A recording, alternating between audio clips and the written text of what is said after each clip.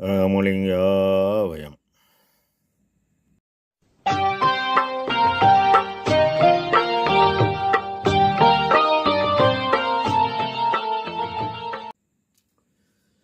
அருட்பெரும் ஜோதி அருட்பெரும் ஜோதி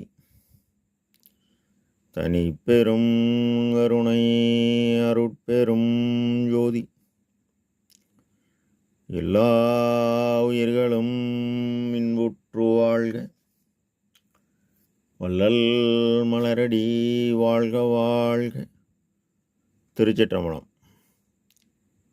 அருட்பெருஞ்சோதி ஆண்டவரின் பரிபூரண அருளை பெற்ற அருட்பிரகாச எம்பெருமானின் திருவடிகளை மனமொழிமையால் போற்றி பணிகின்றேன் தயவுடன். நாம் செய்த செயலின் விளைவாக இன்பதுன்ப அனுபவங்கள் யாவும் வந்து கொண்டே உள்ளது. அவ்வாறு வருகின்ற துன்பம் யாவும் பொறுத்து எல்லா உயிரும் இன்பமாக வாழ எண்ணி நாம் செயல்பட்டாலே நமக்கு ஆன்மலாபம் கூடும். நம் பெருமான் அருட்கொடை புகழ்ச்சி என்ற தலைப்பில் 12வது பாடலில் மண்ணுள் மயங்கி சுழன்றோடும் மனதை அடக்க தெரியாதே, பெண்ணுள் மயலை பெருங்கடல் போல் பெருக்கி திரிந்தேன், பேயனை விண்ணுன் மணி போன்று அருஜோதி விளைவித்து ஆண்ட என்னுடைய கண்ணுன் மணியே, நிந்தனக்கு கைமாறு ஏது கொடுப்பேனே என பாடலை பதிவு செய்கின்றார். அதாவது உலகம் தோன்றியது முதல் இறைவன் தன்னை காட்டாது தன்னுடைய ஆற்றலாகிய சக்தியின் ஒரு சிறு கூறு காட்டி அறத்துடனும் ஒழுக்கத்துடன் வாழ வழிவகை செய்தார். அவ்வாறு அறத்துடன் வாழ்ந்த சான்றோர் இறைவனிடைய காற்றின் இயக்கமாகிய மந்திரத்தை மனதில் நிறுத்தி அதனை இறைவன் இருப்பிடமாகிய புருவ மத்தியில் உள் ஒளியுடன் நாதமாகிய காற்றின் இயக்கத்தை விந்துவாகிய ஒளி இயக்கத்தை சேர்த்தனர். அதில் அவர்கள் பதநிலை அடைந்தனர். அவ்வாறு அடைந்த நிலை சாமீப சாரூப சாலோக சாயுச்ச பதநிலை. இந்த நிலையை அடைய துறவரம் பூண்டு மூவாசையும் துறந்து தவம் இயற்றி அஷ்டமா சித்தி நிலையை பெற்றனர். இது யோக ஞான அனுபவ காட்சிதான். பூர்வ ஞான சிதம்பரத்தில் இதனை உருவம், உரு அருவம், அருவம் என சிதம்பர ரகசியத்தை மறைத்து காட்டினர். காரணம், காலமும் நியதியும் காட்டி எவரையும் காப்பாற்றக்கூடியவர் அருட்பெருஞ்சோதி ஆண்டவர். அந்த அருட்பெருஞ்சோதி ஆண்டவர் தன்னை காட்டாது மறைத்து வந்தது போக இப்பொழுது தன் இயலை வெளிப்படுத்த வள்ளல் பெருமானை வருவிக்க உற்று எல்லா உயிரும் இன்பம் அடைதற் பொருட்டு இதுவரை காற்றின் இயக்கமாகிய பராபரை அறிவு, பறை என்பது சக்தியின் ஆற்றல். ஆனால் 12/4/1081 பின் பரன் அறிவு, பரன் என்பது பேரொளி இயக்கம். இதனை இறைவன் வேறு எங்கும் இல்லை, உன் உள்ளே உள்ளார், அதுபோல் எல்லா உயிரிலும் உள்ளார். இந்த நிலையை உணர்ந்து உயிருள் யாம் எம்முள் உயிர் இவை உணர்ந்து உயிர்நலம் பரவுக என இயற்கை உண்மை கடவுள் தனக்கு கூறியதாக தன்னுடைய இறை அனுபவமாகிய அகவலில் கூறுகிறார். விண்ணுன் மணியே, பரமாச சொற்பரையாகிய இயற்கை உண்மை கடவுள், அவர் பேரொளி பெரும் ஜோதி பேரறிவு போன்று அவர் இந்த உடல் ஆலயத்தில் பிண்டமாகிய உடம்பில் அண்டமாகிய தலையில் ஆன்ம சிற்றணு ஒளி, ஒளிக்குள் ஒளியாக புருவ நடுவில் உள்ளார். கண்ணின் மணியே, கண் என்பது அறிவுக்கருவி, ஒளி பொருந்தியது.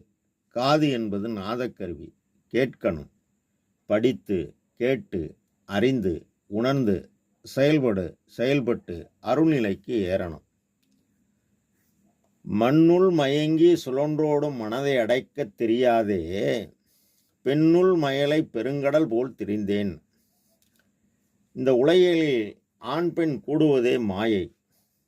இந்த மாயை என்பது தோன்றுதலும் பின் மறைதலும் ஆகும், நிலையானது அல்ல. மண் இருப்பதே, இந்த மண்ணில் இருந்து கொண்டே மண்ணாசை, பெண்ணாசை, பொன்னாசை ஒரு மனிதன் வாழ்கிறான். மண் கிடக்கும் தன்மை உடையது. தன்னை சார்ந்த அனைத்தையும் தன் வசமாக்கி மண்ணாக்கிவிடும். இந்த பூமியில் பிறந்த நாம் இயற்கை ஆணவமாகிய எனது உடன் பிறப்பெடுக்கிறோம். எனதை போக்கி பிறவி பெருங்கடல் நீந்த வந்த நாம் இந்த உலக மயக்கத்தில் எனது வளர வளர இந்த உடலும் வளருகிறது. 18 வயது கடக்கும்போது பெண்ணுக்கு ஆண் துணை, ஆணுக்கு பெண் துணை. இது இறைவனின் படைப்பில் ஒரு அதிசயம். ஒரு ஜீவன் அறம் செய்கிறது, அதனால் பொருள் சேருகிறது. அந்த ஜீவன் இன்பமடைந்து இல்வாழ்வுடன் இல்லான் சேர்ந்து அறம் செய்ய உருவாக்கப்பட்டதே வாழ்க்கை துணை நலம். அதனால்தான் தேவர் அன்பும் அறனும் உடைத்தாயின் இல்வாழ்க்கை பண்பும் பயனும் அது என்றார். முன்பு துறவரம் மேற்கொண்டு வீடு பேறு அடைய வேண்டும். அந்த வீடு பேறு அன்று நிலையானது. இன்று 31,871க்கு பின் அந்த வீடு நிலையில்லாதது. காரணம், வீடு பேறு அடைந்தவர்களும் இயற்கை உண்மை கடவுள் கூறியபடி செயல்பட்டு தான் பேரின்ப பெருவாழ்வை அடைய வேண்டும் என்று எல்லாம் உள்ள தனித்தலைமை பெரும்பதியாகிய அருட்பெருஞ்சுதி ஆண்டவர் வகுத்துள்ளார். முன்பு துறவரம் மேற்கொண்டு இறைநிலை அடைந்தால் கூட பூரணமாக அருளை வழங்கவில்லை. காரணம், காட்டின் இயக்கம் மட்டுமே காட்டினார். எல்லோரும் சிற்சபையை நோக்கி தான் தவம் செய்தனர். அதனால் தான் இருந்தேன் காயத்தை எண்ணிலி கோடி, உண்மைதான். ஆனால் இன்று முத்தி நிலை என்பது 300 நிலை எனவும், சித்தி நிலை என்பது நிலை சேர்ந்த அனுபவம் என்போம். இதை கடந்து ஞானமை சித்தி நிலை உள்ளது. அதை அடைய எல்லா உயிரையும் தம்முயிர் போல் பாவித்து ஆன்ம நேயத்துடன், ஒருமை உணர்வுடன், உரிமையுடன் நீ செயல்பட உலகத்தில் இல்லறம் மேற்கொள்ளும் மாந்தர்கள் அறிவாலும் உணர்வாலும் அனுபவத்தாலும் இறைவனை அடைய நம் பெருமான் நித்திய கர்மவிதி தீப விளக்கம் தேக நஷ்டம் அறிந்து உணர்ந்து தெளிந்து ஒழுக்கம் 4 பின்பற்றி தத்துவங்களை வென்று ஏமசக்தி பெற்று சாகும் தலையை சாகாத்தலை அனுபவம் பெற்று கடவுள் நிலை அருள் அதை அறிந்து உணர்ந்து செயல்பட்டு தெளிவு அடையணும் நாம். எனவே ஜீவகாருண்ய ஒழுக்கம் 3 பகுதி வழங்கியுள்ளார். அதனை நாம் நன்றாக படித்து கேட்டு உணர்ந்து அறிவால் அறிந்து செயல்பட நீ பிற உயிரை காப்பாற்றியதால் உன் உயிர் பொருளை உபகார சக்தி காப்பாற்றும்.